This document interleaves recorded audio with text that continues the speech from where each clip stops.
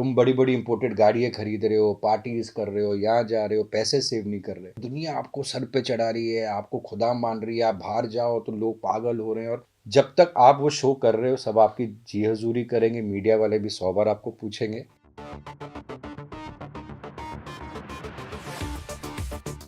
See, Pratyusha, आप पूछ रहे हो तो I don't know much about Pratyusha because I was not she had never worked with me, but जब भी मैं उसको फंक्शन में मिलता था बहुत स्वीटली आके I to always tell everybody this Pratyusha such a sweet girl, she used to come wish me and all that kind of a thing.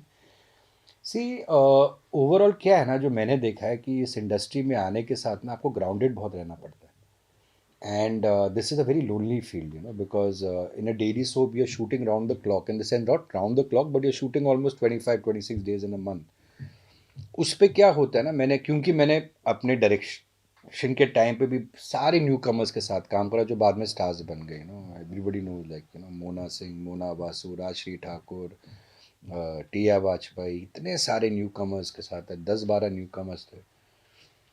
And as a producer भी सब ये आए, ज़ारा, पारुल, अंगद, किंगशो, ये सब, नेहा सरगम, अपना अपना करण मेहरा, हिना, ये सब न्यू कमर्स ही थे जो आए कंपनी में। And so many more, I think 10-12 और न्यू कमर्स को ब्रेक दिया। अभी लास्ट करिश्मा को दिया, फिर इधर इनको दिया था, प्रतीक्षा को ब्रेक दिया था, newcomer. One thing I have noticed is that beginning में क्या होता था that when they are working, no, एक तो I feel education is very important. एक आपको थोड़ा सा सेंस ऑफ एजुकेशन करके आना, बिकॉज एजुकेशन से क्या होता है ना, आप थोड़े से अवेयर होते हो चीज़ों के, you become aware, you become articulate. So education I feel is very important.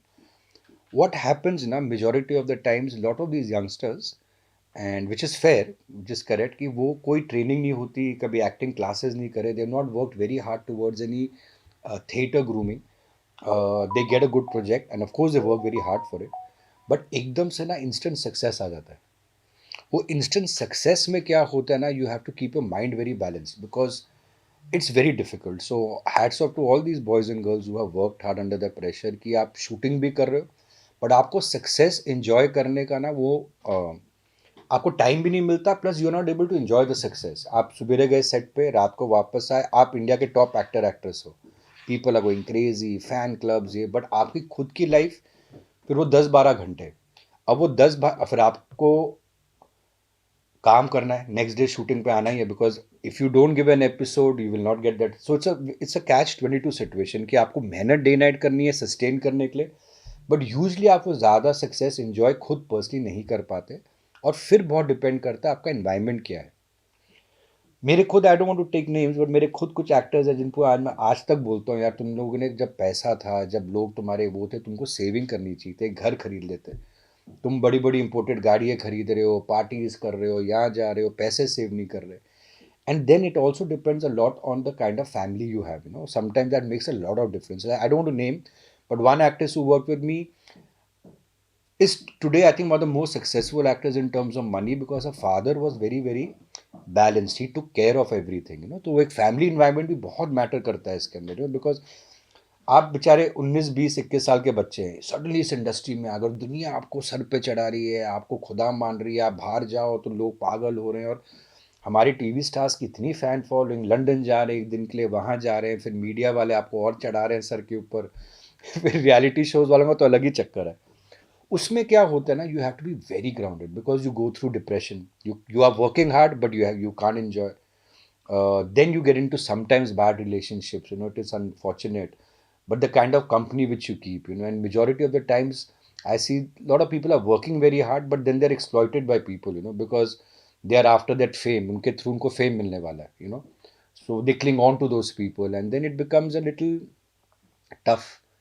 And सबसे ज़्यादा फिर आप पैसे नहीं बचाते, आप अपने फाइनेंसेस टेक केयर नहीं करते, यू थिंक कि बस ये पार्टी चलती रहेगी ज़िंदगी भर, तो आप वो 8-10 घंटे में instead of taking care of your health and your mental health also, you start partying, you start meeting people, and it's sad because they're all young kids, and then it is not their fault also.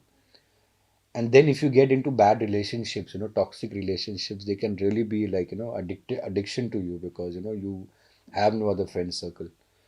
So I've seen lot of them ना, and too much too soon हो जाता है, and I've seen lot of them wasting their money, and after 10-12 years in the industry, when that limelight will definitely go, then there'll be a new lead who will come, a new boy and girl, and then that hits you.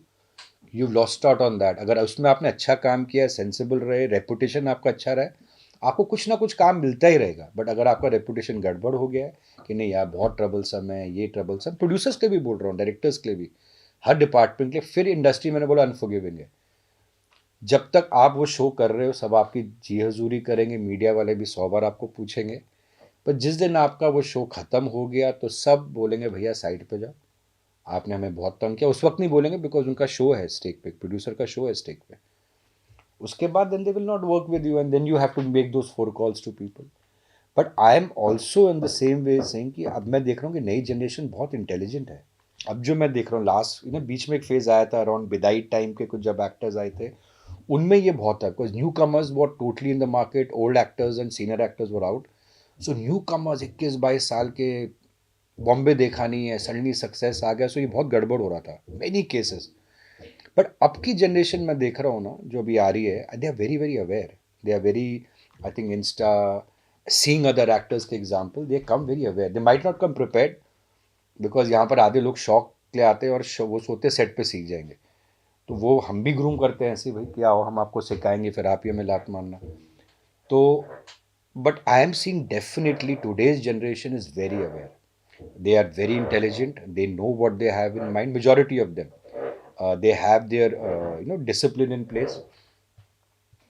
So this I'm seeing as a new thing which I'm very happy because itna kaam aa raha hai, so they have to come prepared. हम तो लेकर ही आते हैं आपके लिए 24/7 entertainment. तो अगर आपको ये वीडियो पसंद आया है आप इसे लाइक करें, कमेंट देके अपनी राय ज़रूर दें और ऐसे ही एक्सक्लूसिव कंटेंट के लिए हमारे चैनल को सब्सक्राइब ज़रूर करें. अगर आप यही वीडियो फेसबुक पर देख रहे हैं तो हमारे फेसबुक पेज को भी फॉलो करें. नाम तो आप सब जानते ही हैं, सास बहू और बेटियां. और अब तो हम आ गए हैं आपके व्हाट्सएप पर भी. तो आपके व्हाट्सएप पर भी आएगा 24/7 एंटरटेनमेंट का अपडेट. और आप हमें GNT के साथ साथ देख सकते हैं आज तक इंटरनेशनल पे भी. यानी कहीं भी बैठे आप ले सकते हैं सास बहू और बेटियां का फुल ऑन मजा.